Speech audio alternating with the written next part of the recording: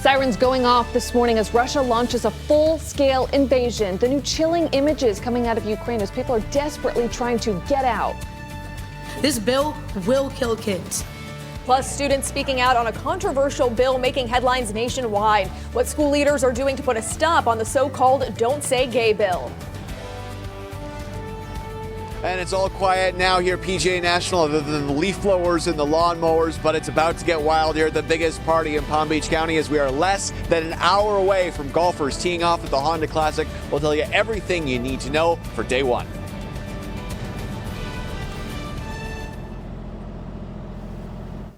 We're following breaking news as we come on the air right now. We're taking a live look in Kyiv at this hour, capital of Ukraine. Right now, there is a full-scale Russian military invasion in Ukraine underway. It's smoky there from all the explosions. You can see it from this live view off in the distance. We do have more brand new images coming in from overnight. Missile strikes and explosions, very scary sounds and sights millions are waking up to. And this morning, we do know the situation there has turned deadly. Just from the last hour, the death toll has climbed to at least 40 people. And we know many others are hurt. Yeah, people are trying to leave and find safe shelter. Our Kara Duffy's at the live desk following these breaking developments. Yeah, Kara, there's a lot going on right now. What can you tell us? Well, actually, Sam, we know the president of Ukraine has declared martial law, saying that Russia has targeted their military infrastructure. Russia saying that it's knocked out Ukraine's air defense assets, as well as their air bases. Now, just take a look at this. Hard to imagine the panic people must be feeling there. We're seeing a lot of traffic on the roads, long lines of cars with people just rushing to get out of there. All of that traffic heading in one direction, and that is west. President Zelensky urging the Ukrainian people to stay home and not panic, but of course, easier said than done with explosions heard across so many cities there. Those explosions started right as Russian President Vladimir Putin announced he was launching a military operation. He did so in a televised address that took place during the early morning hours. He also warned other countries that any attempt to interfere would lead to, in his own words, quote, consequences they have never seen. President Biden already spoke with Ukraine's president and condemned the attack, but Russia moved forward with the invasion despite the emergency gathering of the UN Security Council, with the United States urging President Putin to pull back. Sam? Okay, moments after Russia invaded, President Biden released a statement calling this an unprovoked and unjustified attack by Russian military forces.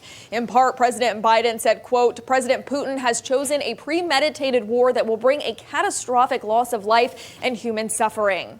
As we take a live look right now at Kyiv and the White House, the president says he is monitoring the situation from the White House and will meet with his G7 counterparts this morning. He's also planning to speak to the American people to announce further consequences that the U.S. and its allies will impose on Russia. We have reaction pouring in from state lawmakers overnight about the invasion. A lot of it coming in from social media too. Republican Senator Marco Rubio has been tweeting a lot overnight. In one of the tweets, he says this: Ukraine's outgunned and outmanned, but they are brave and tough fighters.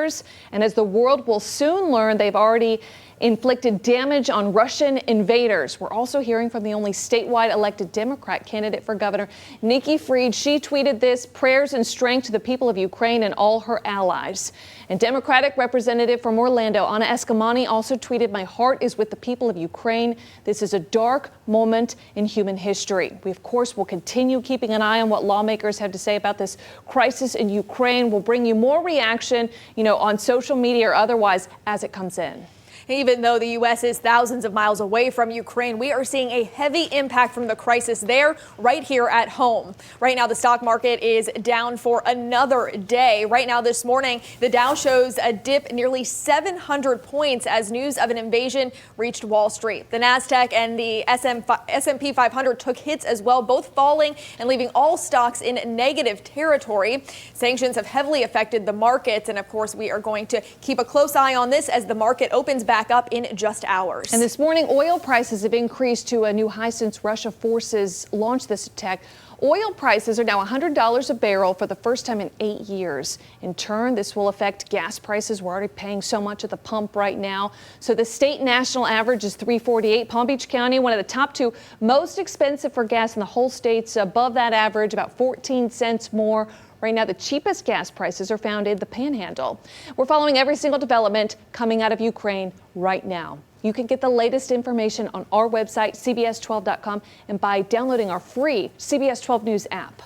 It is 6:05 right now. We want to take a live look in Lake Worth Beach. We are expecting another round of warm temperatures there today. We want to get back over to meteorologist Lauren Oleski. It's going to be another nice day here, Lauren. Really is, Sam. Another great one for us. High pressure still in place.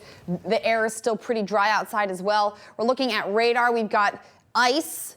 That's all the pink you're seeing here falling from Arkansas all the way through Tennessee, Kentucky, and into West Virginia there. And then, of course, rain on the southern edge of that. This is all going to continue to move off towards the northeast, bringing a lot of snow towards the northeast for the end of the week. Eventually, a cold front will be dropping down into Florida, but you might not even notice that it's passing through. A couple of showers will be possible as it makes its way south across the area, but overall, not looking terrible outside for us today. And by the end of the weekend, we will see some slightly cooler temperatures moving in. Skies are dry out there this morning. We will probably stay relatively dry for the rest of our day. Ashley, Sam? 6:06 right now. We have an eye on education, where the Palm Beach County School Board voted to send this letter to state lawmakers condemning the so-called Don't Say Gay bill. It comes as the House is set to vote on a bill that would ban school-organized discussions on sexual orientation and gender identity for students in elementary school.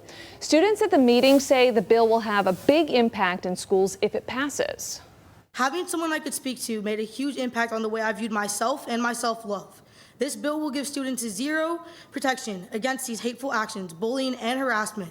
This bill will kill kids. Thank you for standing up for LGBTQ youth in the midst of the most extreme and personally upsetting attack on our rights that I've ever experienced. The bill passes in the House. It would still need to pass the Senate before it could be sent to the governor's desk. It's 6:07 right now, and this morning we're learning some school police officers in Palm Beach County sent a letter to the governor asking for help on staffing shortages. Right now, the district is 68 officers short, leading them to turn to other police departments to make sure there's at least one officer on every campus. The officers are asking for the sheriff's office to take over the department now that they're on their third police chief in 3 years. The union president, who represents both the Palm Beach County Sheriff's Office and the school police, thinks a merger with the sheriff's office would be an improvement. You're talking better pay, better benefits, better radio system, better equipment. It's a win-win, and I don't know why they're just stubborn. Right now, we know the sheriff's office is sending 20 deputies to cover 20 schools. The district tells us, though, this is temporary and they have no plans to merge with any agencies. 6:08 is the time this morning. A volunteer cheerleading coach of Boynton Beach High School faces several charges, accused of sending explicit content to a 14-year-old student. Police say Cassidy Sattler, seen here, sent several text messages with sexually explicit content and tried to meet up with the teen girl. Detectives used the victim's Instagram, they tell us, to pose as the girl. They arrested Sattler near the school where they say she planned to pick up the victim. School district says Sattler also worked at other schools as a data processor in the food services department and as an after-school counselor. She faces several charges, including traveling to meet a minor. 6:09 is now the time, and this morning, Dr. Joseph Ladapo has officially been confirmed as the state's new Surgeon General. Senate lawmakers voted to approve his nomination despite strong opposition from Democrats. Dr. Ladapo made national headlines and faced criticism for his handling of the pandemic.